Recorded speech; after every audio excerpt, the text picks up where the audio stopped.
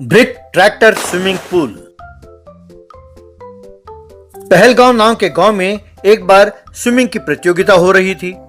उस प्रतियोगिता में केवल एक व्यक्ति भाग ले रहा था।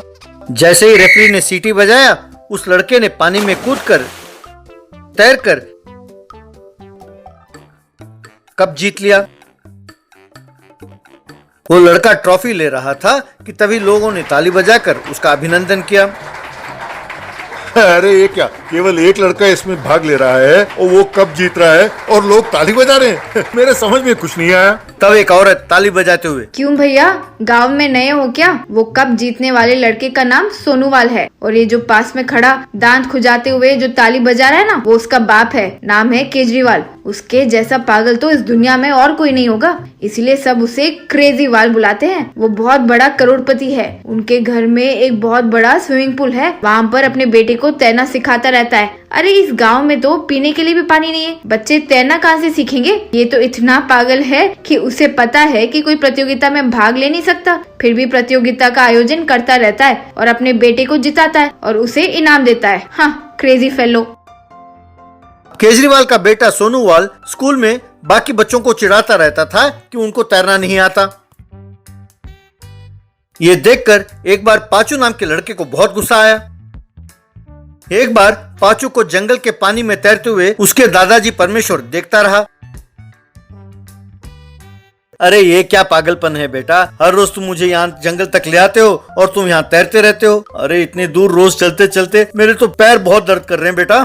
दादाजी, वो सोनू सबको चिढ़ाते रहता है कि तैरना नहीं आता, इसीलिए तैरना सीखकर प्रतियोगिता में भाग लेकर इस बार मैं उसे हराना चाहता हूँ। अरे आपको तकलीफ दे रहा हूँ, बुरा न मानना, पर जब तक मैं तैरना ना सीखूं, आप मेरी मदद करो प्लीज। शाबाश पोते, मैं जब तुम्हारी उम्र का था तब मुझ में भी ऐसा जोश था। उस घमंडी लड़के को हराना ही होगा। मैं तुम्हारी हर तरह से मदद करूंगा। यूं वे हर रोज जंगल जाने लगे। पाचू तैरता रहता था। कुछ ही दिनों में पाचू बहुत बढ़िया तैराक बन गया। एक बार फिर तैराकी की प्रतियोगिता हुई। पाचू को देखकर सोनूवाल, ये क्या, तुम इसे रनिंग रेस समझ रहे हो या रेसलिंग? अरे पानी में ही कूद के तैरना होता है, जानते हो ना? अरे तुम्हारे पास तो पीने के लिए पानी नहीं है, तुम तैरना कहाँ से सीखोगे? अरे मैं सब जानता हूँ घमंडी, अपनी प्रतिभा पानी में उतर कर दिखाओ मुझे, ये बातों से नहीं। तेरी ये हिम्मत, तुम मेरे बेटे का अपमान करते हो? सोनू बेटे, इसे हरा दो। जब ये रोएगा उसे देखकर मैं खुश हो जाऊंगा। यूं जैसे ही रेफरी ने सीटी बजाई, दोनों पानी में कूदे और तैरने लगे।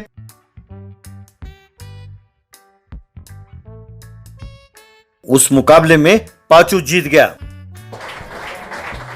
जब रेफरी पाचू को ट्रॉफी दे रहा था तो सब ताली बजाने लगे। ये देखकर बाप बेटे दोनों जलने लगे। एक दिन एक व्यक्ति ऑटो में तैराकी प्रतियोगिता का ऐलान करते हुए जा रहा था। सोनू अपने घर के स्विमिंग पूल में तैरना सीख रहा था।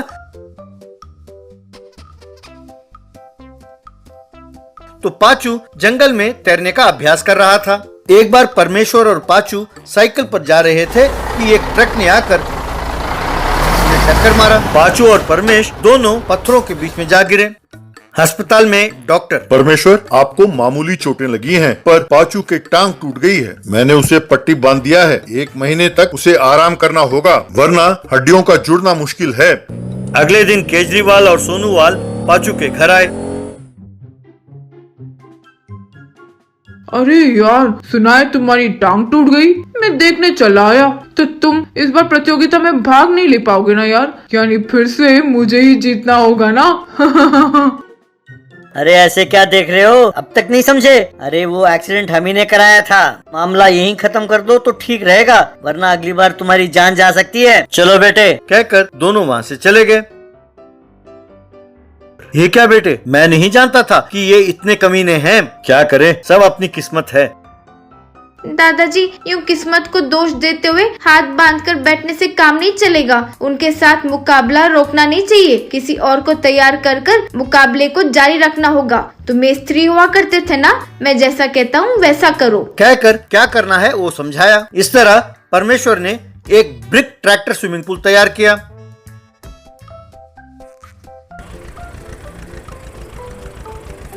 उस ट्रैक्टर को लेकर दोनों गांव में पहुंचे। माय डियर फ्रेंड्स, मेरा एक्सीडेंट करा के मुझे इस मुकाबले से दूर रखा केजरीवाल ने। मैं नहीं तो क्या, तुम लोग तो हो। उससे मुकाबला करके जीतो जहां सोनोवाल कभी जीत ना पाए। तुम लोगों को मेरी तरह जंगल में जाकर तैराकी सीखने की जरूरत नहीं है। इसीलिए ये देखो, ये ब्रिक ट्रैक्टर स्विमिंग पूल आप लोगों के लिए तैयार किया है मैंने। आओ, अपने घर के सामने ही आप लोग तैराकी सीखो। तैराकी करना कैसा है ये मैं तुम लोगों को सिखाऊंगा।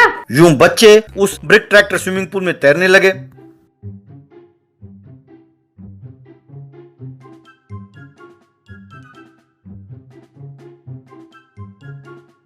यूं वो ट्रैक्टर हर गली में जाने लगी। पाचू सब बच्चों को तैरना सिखाने लगा। प्रतियोगिता का दिन भी आया। बहुत सारे बच्चे उस प्रतियोगिता में भाग लेने आए। जैसे ही रेफरी ने सीटी बजाई, सोनूवाल के साथ साथ बहुत सारे बच्चे भी पानी में कूदकर तैरने लगे। सोनूवाल ने तीसरा नंबर भी हासिल नहीं किया। बाद में बच्चे और बड़े मिलकर दोनों बाप बेटों को खूब मारा। उस दिन से वो ट्रैक्टर गांव भर में घूमता रहता था। बच्चे उसमें कूदकर तैरना सीखते रहते थे।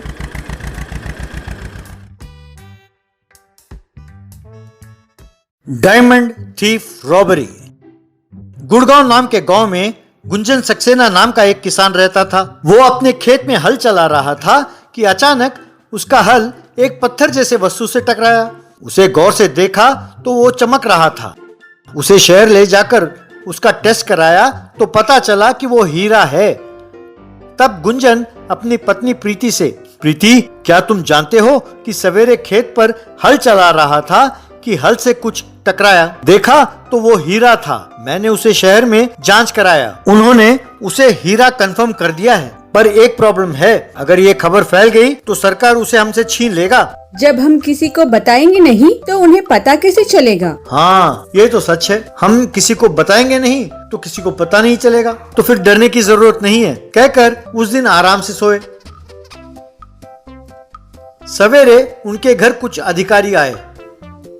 क्यों भाई सक्सेना, सुना है कि तुम्हारे खेत में हीरा मिला है। क्या तुम नहीं जानते कि ऐसी कोई कीमती वस्तु मिले तो उसे सरकार को सौंपना चाहिए? उसे तुम रखना चाहते हो? चुपचाप हमें सौंप दो, वरना तुम्हें अरेस्ट करना होगा, कहकर घर की तलाशी ली और उस हीरे को लेकर और फिर उसे आंकने के बाद, ये तो बहुत ही कीमती और अनूठा हीरा है, इसे यहाँ के म्यूजियम में प्रदर्शन के लिए रखेंगे, इसे देखने लोग म्यूजियम आ सकते हैं, कहकर उस हीरे को म्यूजियम में पर्याप्त सुरक्षा के साथ प्रदर्शन में रखा।